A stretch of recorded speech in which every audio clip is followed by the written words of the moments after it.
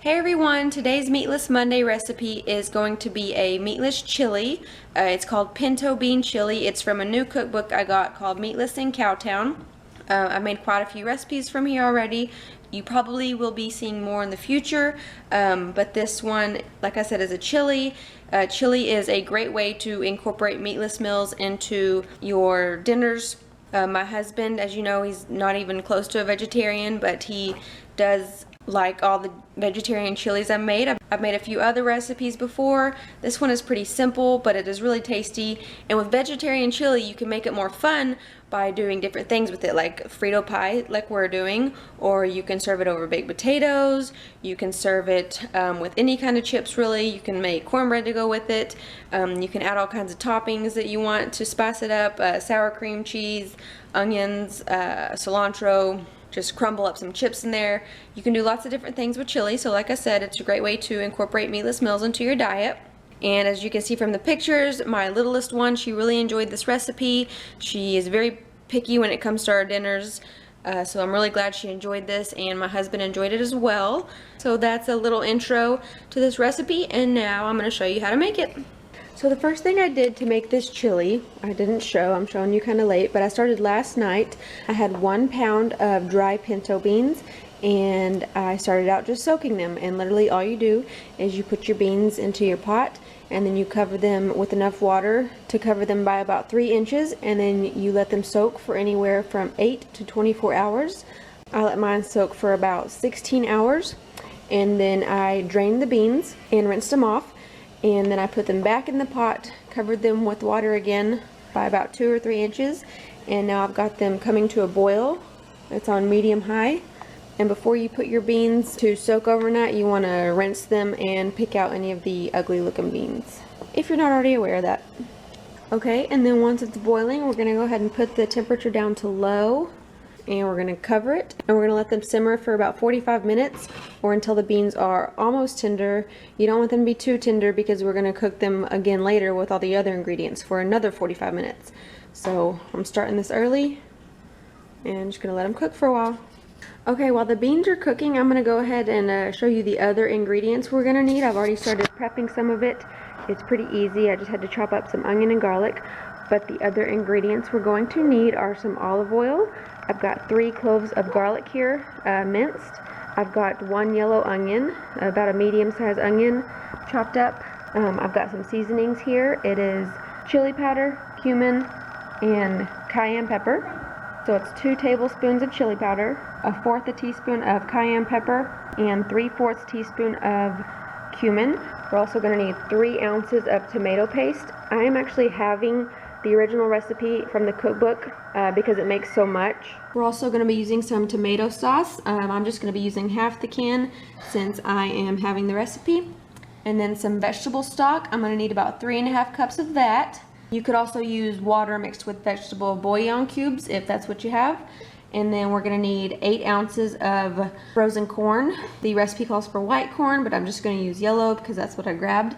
And then I also need to chop up some cilantro. I'm going to be using about 1/2 cup of cilantro. And then of course we're going to use some Fritos, or in this case just corn chips. I just got the Kroger brand to make the Frito pie, and we're going to top it with some shredded cheese, and we're going to use Greek yogurt. You could also use sour cream, but this needs to be used up, so that's what we're going to use, and they taste pretty similar. So we use Greek yogurt instead of sour cream a lot. Or you could keep it vegan and not add them, or you could get the vegan cheese and sour cream. The first time I tried this was actually made by someone else, and they served it with the vegan cheese and sour cream, which was my first time to try them, and they tasted great.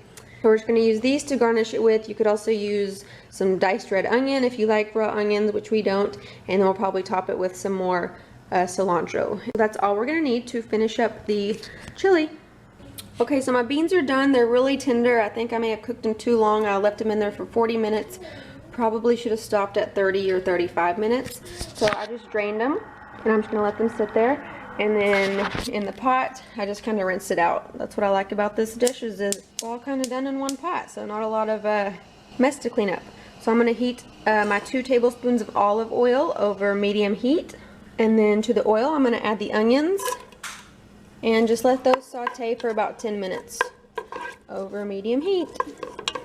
Okay, 10 to 15 minutes on medium heat is a little too much, so we did 6 minutes. Cook the onion for 6 minutes. Now we're going to add our garlic and let that cook for another minute. And then we're going to add in our seasonings, the chili powder, cayenne pepper, and cumin. Give that a little stir. And then I'm going to add 3 ounces of the tomato paste.